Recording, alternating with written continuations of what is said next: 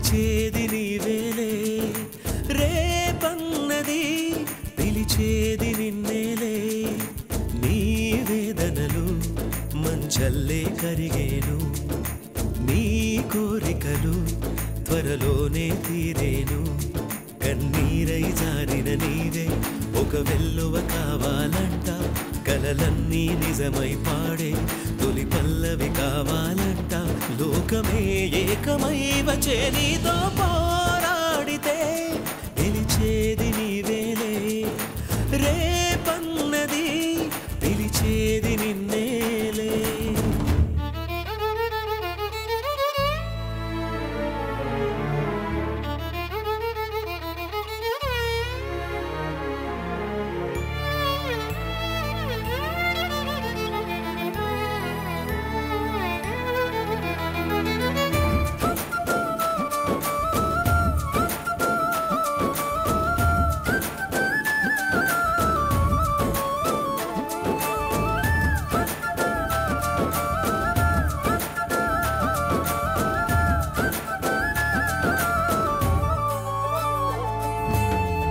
మగువన్నది వజ్రాయుధం కొండల్ని పిండే చేస్తుంది మగువన్నది ఆగని రథం ఆపదల అంతే చూస్తుంది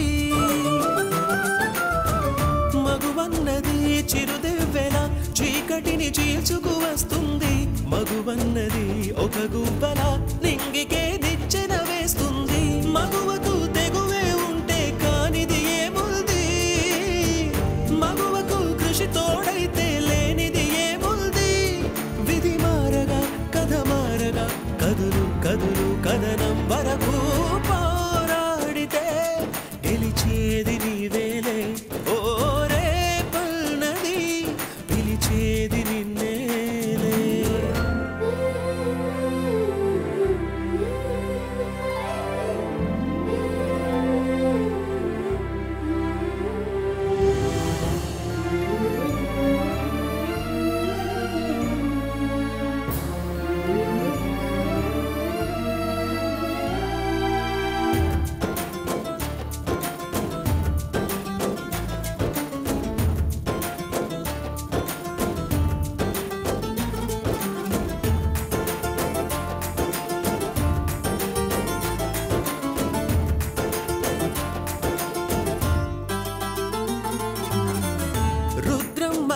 నాగమ్మల స్త్రీ శక్తి నీలో ఉన్నదిలే అవలన్నది సబలైనది ఆచరిత కాలం కన్నదిలే ధైర్యమే నీ చేదోడులే నిన్ను చూచి భయమే భయపడులే ఎదురొడ్డి నువ్వు పోరాడితే నీ ముందు ఓటమి ఓడునులే పోరాడకుండా ఎప్పుడు కాలం మారదులే మందేయకుండా ఎప్పుడు గాయం కదులు కదులు కదనం వరకు పోరాడితే గెలిచేది నీవేలే ఓ రేపన్నది పిలిచేది నిన్నే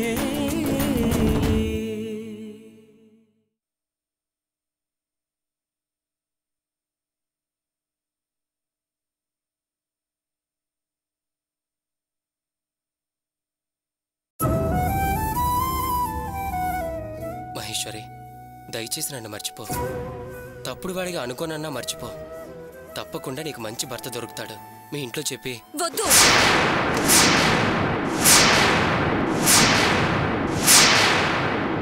మీరు మర్చిపోయినంత త్వరగా నేను మర్చిపోలేను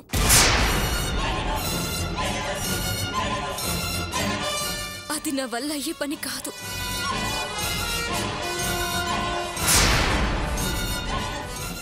మీ జ్ఞాపకాలు బదిలంగా ఈ జీవిత కాలం నా మదిలోనే ఉంటాయి వాటిని చెరిపేయలేను మిమ్మల్ని మర్చిపోలేను కూడా అసలు ఆ ప్రయత్నమే చెయ్యను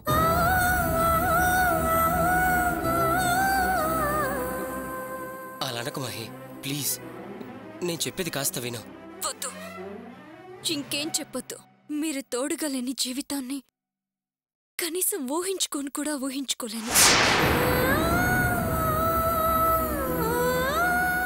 కానీ అంతా ముగిసిపోయింది. నా జీవితానికి అర్థం లేకుండా పోయింది. అంతా శూన్యంగా కనిపిస్తుంది. చచ్చిపోవాలనిపిస్తుంది.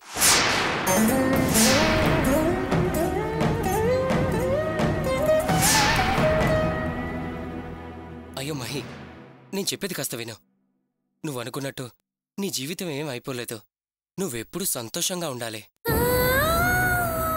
చెప్పు మహి, నీ సంతోషం కోసం నేనేం చేయాలో చెప్పు. నేను ఏం చేయటానికైనా సిద్ధంగా ఉన్నాను.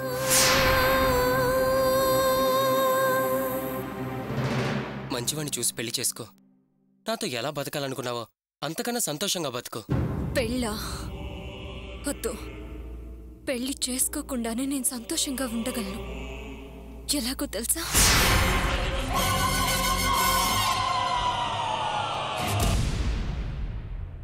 మీతో కలిసిన ఆ బ్యూటిఫుల్ డేస్ తలుచుకుంటూ నాకు ఆ సంతోషం చాలు.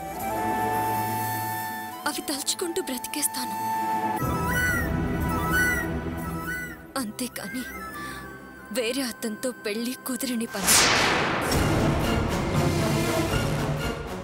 మనసులో మిమ్మల్ని ఉంచుకొని నేను ఆ పని చెయ్యను. మహేశ్వరి, నువ్వు మాట్లాడేది చాలా తెలివి తక్కువగా ఉంది. ఏంటా పిచ్చి మాటలు? మర్చిపోను అంటున్నానని మీరేం కంగారు పడకండి. మర్చిపోకుండా ఉండి జీవితాంతం మీ మీద పగ సాధిస్తాను అనుకోకండి.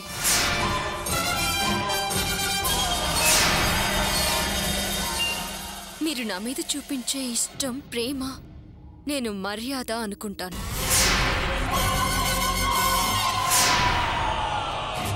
మీరు ఎవరితో జీవితం పంచుకుంటున్నా సరే నేను మిమ్మల్ని ప్రేమిస్తూనే ఉంటాను. Still I love you, I love you, I love you, I love you, I love you, I love you, I love you, I love you, I love you, I love you, I love you, I love you, I love you, I love you.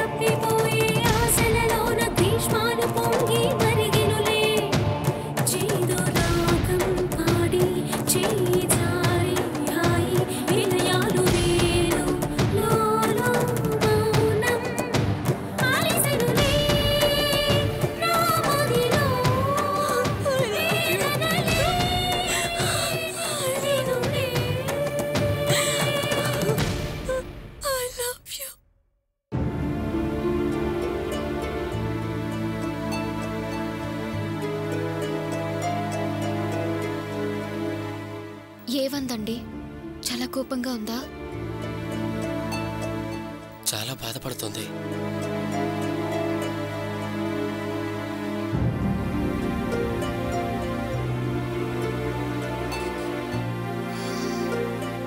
పడుకోండి.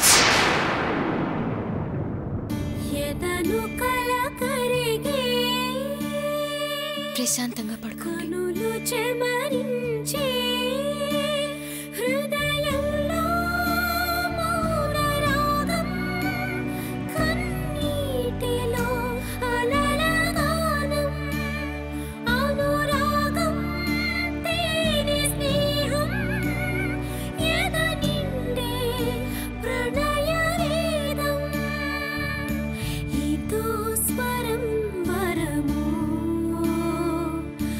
మరులు పూయువ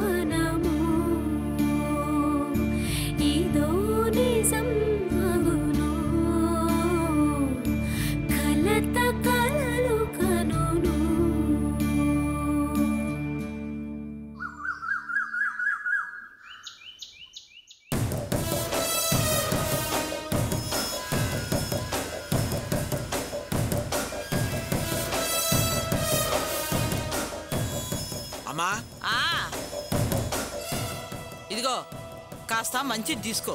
ఆ రోజులాగా బాగా కొవ్వు పట్టిన దాన్ని ముదురు దాన్ని తీసుకొచ్చి నా చేతిలో పెట్టి నేనేం చేయను అని చెప్పమాక. ఏమా నాకు మాంసం తీసుకురావటం కూడా తెలీదా? సరే, ప్రపంచంలో కొవ్వు లేని మటన్ ఎక్కడుందో చెప్పు, నేను వెళ్ళి తీసుకొస్తాను. నాకు కబుర్లు బాగానే చెప్తావురా. తర్వాత దాన్ని తీసుకొచ్చి నా చేతిలో పెట్టి నేనేం చేయను అని నిలబడతావు. అల్లుడు గారికి విందు అదిరిపోయేట్టుగా ఏర్పాటు చేయాలరా. ఇదిగో అలాగే వస్తూ నేనిప్పుడు ఒక పిల్లకి పెళ్లి చేసిన మామగారు హోదాలో ఉన్నాను. మరి చెడ్డి వేసుకున్న పిల్లవాడికి చెప్పినట్టు అన్ని జాగ్రత్తలు చెప్తావేంటి? అయినా నువ్వు ఇంతకాలం బాగా కొవ్వు పట్టిన సరుకుని తీసుకొచ్చి ఇంట్లో పెట్టి పెద్ద ఘనకార్యం చేసిన వాళ్ళలాగా పొంగిపోవట్లేదు. సర్లే, అనవసరమైన వాటి గురించి ఇప్పుడు ఎందుకు గాని నేను చెప్పినవన్నీ ఆలస్యం చేయకుండా వెళ్ళి తీసుకురాపో. ఇంకా నేను నా మనవడికి మనవరాలికి టిఫిన్ చేసి పెట్టాలి, కూరకి మసాలా నూరాలి. అబ్బొబ్బొబ్బో చాలా పనులున్నాయిరా. గుండ్రాయిలాగా కూర్చుంటే నాకెలా కుదురుతుంది? ఇదిగో నువ్వు వెళ్ళరాపో. అమ్మా, ఎందుకమ్మా అనవసరంగా ఏదేదో మాట్లాడి సమస్యను పెద్ద చేస్తావు? వెళ్ళి నీ పని చూసుకో. ఆ సంచిటివు, నేను మార్కెట్కి వెళ్ళి వస్తాను.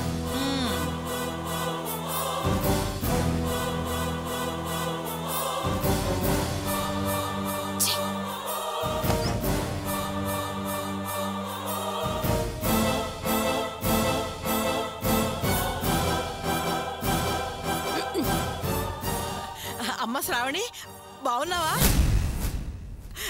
సుఖంగా ఉన్నావు కదా? ఏ లోటు లేదు కదా? ఏంటి నానమ్మా, నేనేదో ఊరెళ్ళొచ్చినట్టు మాట్లాడుతున్నా? నేను బాగానే ఉన్నాను కదా. ఏ నీకు అలా అనిపించట్లేదా? అయ్యో, నేనొక పిచ్చిదాన్ని, అసలు విషయం తెలియని మరో పిచ్చిదాన్ని అడిగాను. నీ మొహం చూస్తేనే అర్థం అవుతుందమ్మా నువ్వు సంతోషంగా ఉన్నావని.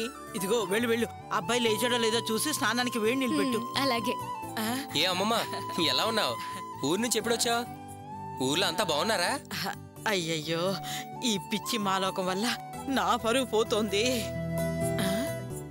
ఏంటే ఇంకా అలా బొమ్మలాగా నిల్చున్నావు? వంటింట్లో ఉన్న వేడి నీళ్ళు తీసుకెళ్లి బాత్రూంలో పెట్టు, అబ్బాయి స్నానం చేస్తాడు. వేడి నీళ్లు నేనే తీసుకెళ్లి స్నానం చేస్తానులేమ్మా. ఏమిటయ్యా అలా మాట్లాడుతున్నావు?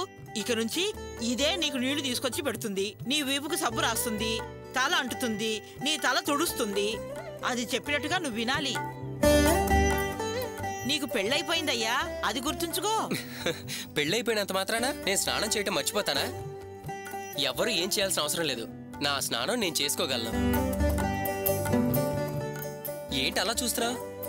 ఇంతకు ముందు నేను ఎప్పుడు స్నానం చేయలేదా? నా వీపు నాకు అందదా ఏంటి? ఏమమ్మమ్మా, నా చేతులు చూసి చెప్పు. అయ్యో నాయనా, నాకు వంటింట్లో బోల్డ్ పని ఉందయ్యా. మీ కాళ్ళు చేతుల సంగతి, మీ మొగుడు పెళ్ళాల సంగతి మీరే చూసుకోండి అయ్యా.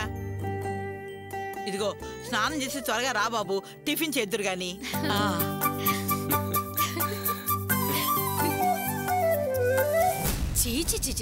సిగ్గు శరం లేని కుటుంబం.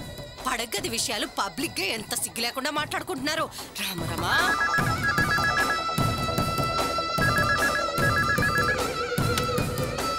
హలో హలో హలో అమ్మా, నేను.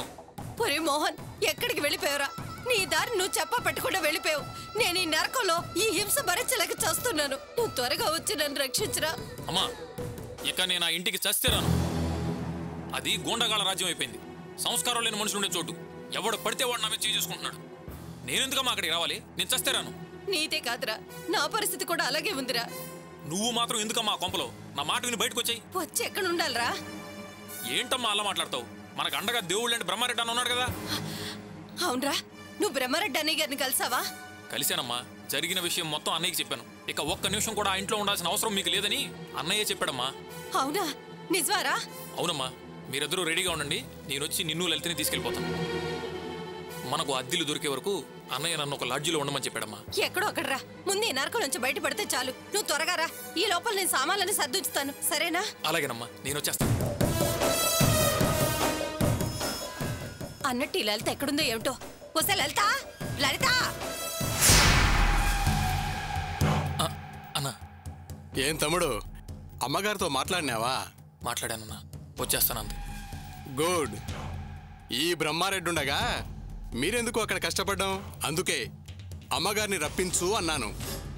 నీకు నేనున్నానయ్యా, అన్నీ నేను చూసుకుంటాగా. రేయ్, సరుకివ్వరా?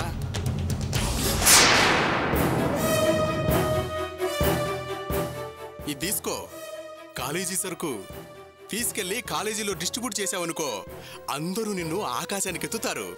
తెగ మెచ్చుకుంటారయ్యా. ఇంత సరుకు కాలేజీలో అమ్మగలమన్నా? రే, ఇది అమ్మే సరుకు కాదు, ఫ్రీ. Just sample. నీ ఫ్రెండ్స్ అందరికీ ఇది ఫ్రీగా ఇవ్వు. కాలేజీలో 100 మందిలో 10 మంది సిగరెట్ కాలుస్తారు. ఆ 10 మందిలో ఒక్కడు గంజాయి పీలుస్తాడు. అది మన బిజినెస్ కు వర్కౌట్ కాదు.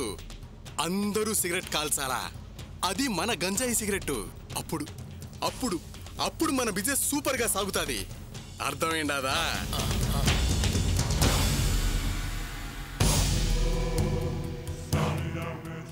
గుడ్. మోహన్ మంచి బాలుడయ్యా. వద్దు అని నీకు అనిపిస్తే కాల్చకు. కానీ నువ్వు దీన్ని అలవాటు చేసుకుంటేనే ధైర్యం వస్తుంది. ఆ ధైర్యం వస్తేనే కదా నువ్వు రివెంజ్ తీర్చుకోగలవు. మళ్ళీ ఒకసారి ఆలోచించి చూడు. మీ నాన్న, నీ నాయనమ్మ, నీ అక్క మొగుడు, వాళ్ళందరి మీద నీ పగ తీర్చుకోవాలా వద్దా? వాళ్ళను జయించి నిలబడాలా వద్దా? అవునన్నా, ఖచ్చితంగా పగ తీర్చుకోవాలి. వాడి మెడలు వంచి 4 తగిలించాలన్నా. నన్ను ఎంత హీనంగా చూశాడన్నా. ఆడి సంగతి నాకు వదిలే తమ్ముడు. ఆడికి క్షణం కూడా ప్రశాంతత లేకుండా నేను చేస్తాను. చూడు బ్రదరు, సరుకు కాలేజీలో ఫ్రెండ్స్కి ఇచ్చేయి. మెల్లిగా అలవాటు చేయి. వాళ్ళంతా నీ చెప్పు చేతుల్లో ఉంటారు. నువ్వే వాళ్ళకు బాస్ అవుతావు. ఆ తర్వాత వాళ్ళంతా నీకు బానిసలవుతారు. అన్నా, పోలీస్ ప్రాబ్లం ఏం కాదు కదా? కొంతకాలం నువ్వు సీక్రెట్ గా మెయింటైన్ చెయ్యి. ఆ తర్వాత వాళ్ళ సంగతి నేను చూసుకుంటాను. మెల్లిగా వాళ్ళు కూడా నీకు ఫ్రెండ్స్ అవుతారు. అలాగేనా, నేను వీళ్ళ అమ్మని తీసుకొస్తాను.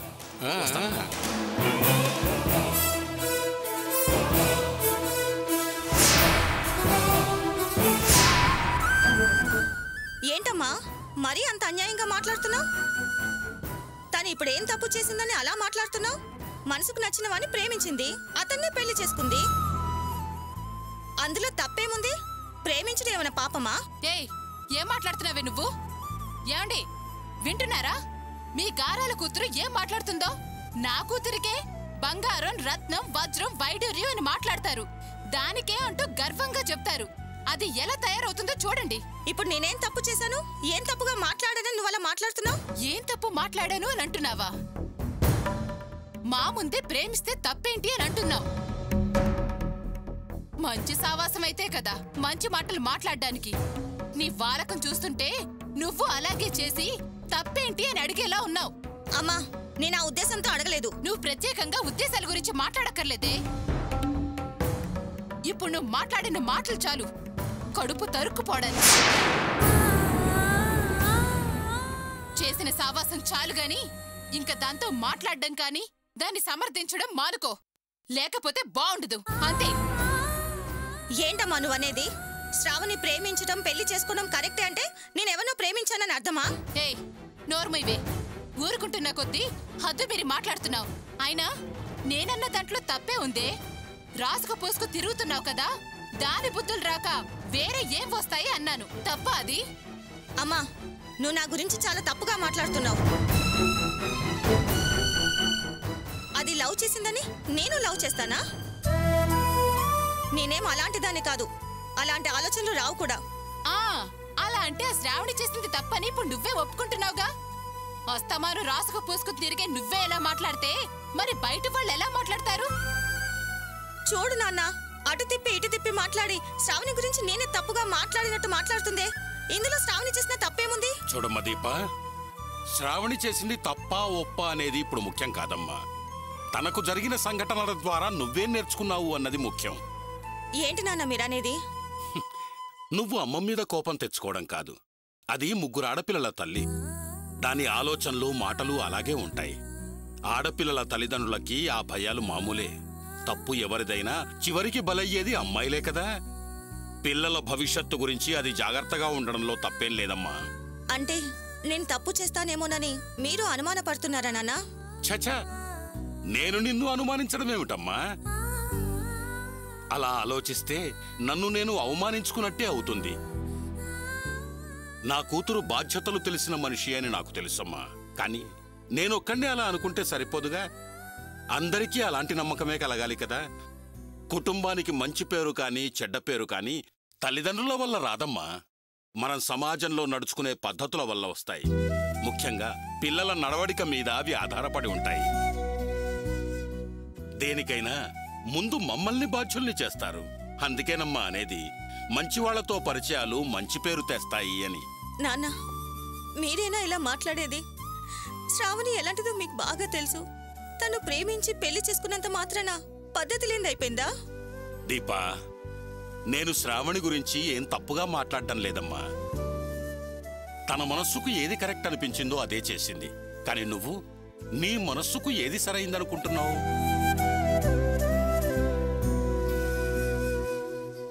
నీకిద్దరు చెల్లెళ్ళున్నారమ్మా. నువ్వే ఇంటికి పెద్దదానివి. నా తర్వాత బాధ్యత తీసుకోవలసిన దానివి నువ్వే. నీ మీదే నమ్మకం పెట్టుకున్నానమ్మా. వద్దు నాన్న, మీరింకేం చెప్పొద్దు. ఇదివరకట్లా లేరు. మీరు చాలా మారిపోయారు. ఎందుకో మీరు విశాలంగా ఆలోచించడం మానుకున్నారు. నన్ను ఇంత తక్కువగా ఊహించి మాట్లాడతారని నేనెప్పుడూ అనుకోలేదు నాన్న. దీపా, నే చెప్పేది. అసలు ఎందుకు నాన్న మీరు ఇలా మారిపోయారు? మీరు కూడా శ్రావణిని కలవద్దు, మాట్లాడొద్దు అని సలహా ఇస్తారా? స్నేహితులు కష్టాల్లో ఉంటే ఆదుకొని కన్నీళ్లు తుడటం తప్పంటారా? వాళ్ళ బాధలకి వాళ్ళని వదిలేసి మన దారిన మనల్ని వచ్చేయమంటారా? నువ్వు చెప్పేది నిజమే కావచ్చమ్మా. కానీ నీ విషయంలో నేను ఓ మామూలు తండ్రిగా మాత్రమే ఆలోచించగలుగుతాను. నువ్వు చదువుకోవాలి, మంచి ఉద్యోగం చేయాలి, ఈ కుటుంబ గౌరవం నిలబెట్టాలి అని మాత్రమే కోరుకుంటానమ్మా. అనవసరమైన విషయాల్లో తలదూరుస్తే ఏదో ఒక రోజున మనకు తలకు మించిన భారం అవుతుందమ్మా. అందుకే నీకు ఇంత వివరంగా చెప్పేది. నేను నిన్ను నమ్మొచ్చు, కానీ నీ వయస్సుని... నాన్న